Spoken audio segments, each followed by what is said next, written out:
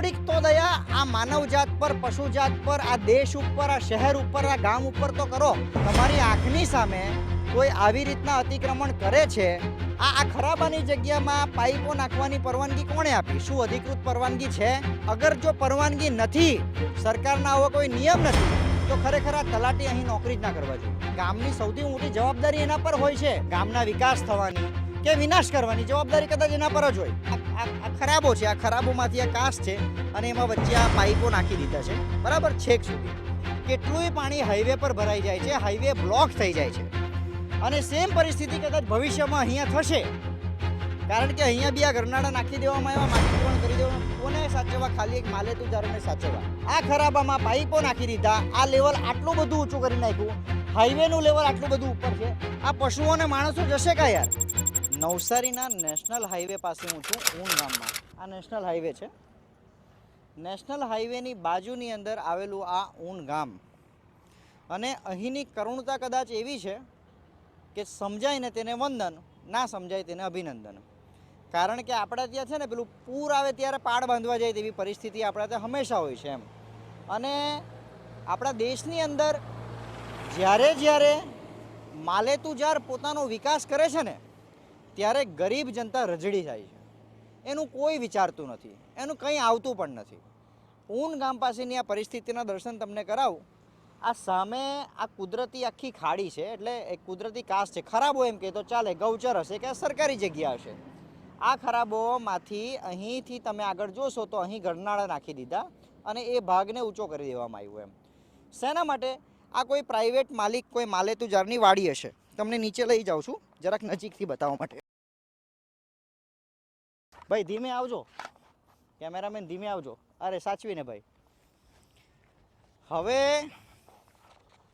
આ જે ખાડી છે તમને બતાવું, કેમ કે ઉપરથી પાછા આપણા ત્યાંના અધિકારીઓ એવા છે કે અધિકારીઓએ જે કદાચ જો માલેતુજારોની સામે કામ કરવાનું હોય, એ લોકોની સાથે કામ કરવાનું હોય ને, તો એ લોકોની આંખ બંધ થઈ જાય, એ લોકોના કાન બેરા થઈ જાય, એ લોકોની સૂંઘવાની શક્તિ, જોવાની શક્તિ બધી જતી રહે એમ.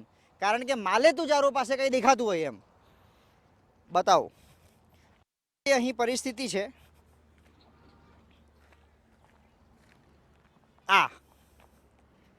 હવે આ અહીં આ પાઇપો નાખી દેવામાં આવ્યા છે બે. પહેલી વસ્તુ તો આ ઊન ગામના જે તલાટી છે ધવલભાઈ દેસાઈ, આ ધવલભાઈ દેસાઈની કાર્યક્ષમતા પર મને ખૂબ શંકા છે. કેમ કે એમના રાજમાં કદાચ આવા ધંધા થતા હોય અને એ થવા દેતા હોય, જો થવા દેતા હોય તો જ આટલું કામ પૂરું થાય ને. આ ખરાબો છે, આ ખરાબોમાંથી આ કાસ છે અને એમાં વચ્ચે આ પાઇપો નાખી દીધા છે, બરાબર, છેક સુધી. આ પેલી સાઈડ આ જગ્યા નાખી ઉપર કરી દીધી છે. નેશનલ હાઈવેની વાત કરીએ તો આપણને ખબર છે કે આપણે ત્યાં નવસારી નિરાલી હોસ્પિટલ પાસે હાઈવે ઉપર દબાણો થવાથી, આ ચેમ્બરો ડ્રેનેજો પુરાવાથી કેટલુંય પાણી હાઈવે પર ભરાઈ જાય છે, હાઈવે બ્લોક થઈ જાય છે. અને સેમ પરિસ્થિતિ કદાચ ભવિષ્યમાં અહીંયા થશે, કારણ કે અહીંયા બી આ ગરનાળા નાખી દેવામાં આવ્યા, માટી પૂરણ કરી દેવામાં. કોને સાચવવા? ખાલી એક માલેતુજારોને સાચવવા.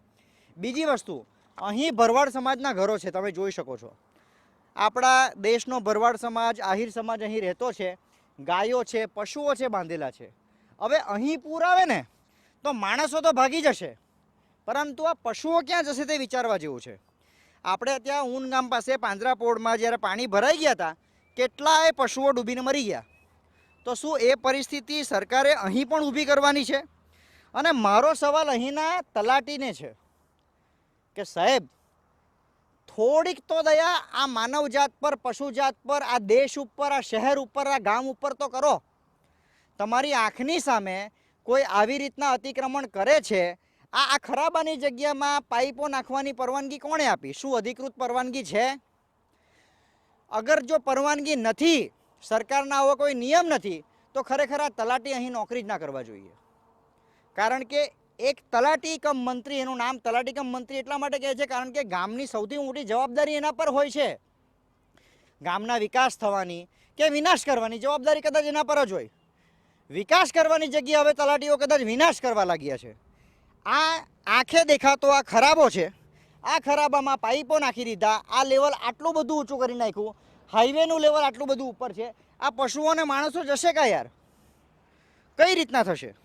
સરકારશ્રીને વિનંતી છે કે અમારા જે મુખ્યમંત્રી છે ને, જે મૃદુ અને મક્કમ છે, તે હંમેશા કહે છે કે અમે પાછલા વર્ગ સાથે છે, નાના વર્ગો સાથે છે, બધા સાથે છીએ. તો એ લોકોના સાથે છે તો એ લોકોનું વિચારો સાહેબ. તમે થોડાક દિશા નિર્દેશ એવા આપો કે આ લોકોને સદબુદ્ધિ આવે અને આ ગામને બચાવે કોઈ. આ તમને આગળ લઈ જાઉં છું. આ પાઇપો અહીંયા નાખી દીધા.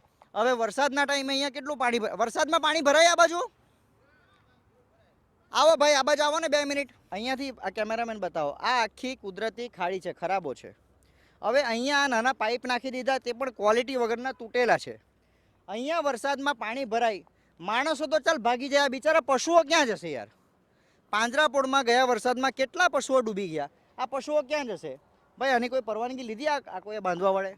આપણને ખબર નથી, પણ આમાં પાણી ભરાય છે પછી? એ તો પાણી તો આ બધું ખાડા બધું જ ભરાઈ જતું છે અહીંયા. પાણી તમને તકલીફ ના થાય વરસાદમાં આ બધું થયું તો?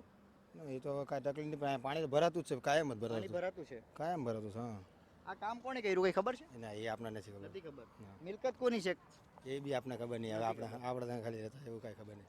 તો ખાડીનું પાણી ભરાતું, ખાડીનું પાણી ભરાય છે એટલે આ છે તો ખાડી જ નાખી લ્યા. આ ખાડી અહીંયા સરકારી ખાડીનું પાણી અહીંયા પાછું જતું રહે ભાઈ, 2 દિન ઉતરી જાય, પાણી ચડ્યા કરે, ઉતર્યા કરે. પાણી ચડે ઉતરે.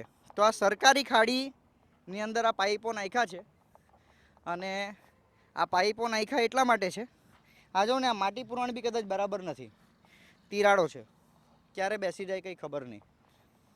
આગળ આવવા દેવું ભાઈ.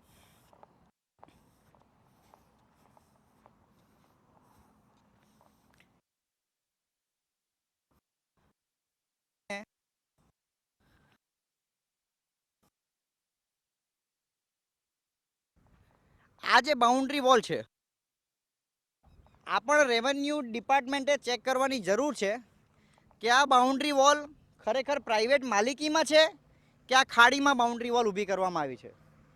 કારણ કે દ્રશ્ય જોતાં એવું લાગે કે આ ખાડીને અપ્રોચ આ બાજુ આવો, આ તો ભાગ પૂરી દીધો. આ મોટી છે તે તમે જુઓ, આ ખરાબો કેટલો મોટો છે અને અહીંયા ખાલી આ બધો ભાગ પૂરી દેવામાં આવ્યો છે. હવે મારા કરતાં તો વધારે રેવન્યુ અધિકારીઓ ભણેલા છે, એટલે રેવન્યુ અધિકારી જરાક અહીંયા આવજો, તપાસ કરજો અને કાયદા હિસાબે કંઈ કામગીરી કરજો તો નાગરિકોને સુરક્ષિત અનુભૂતિ થશે. આભાર.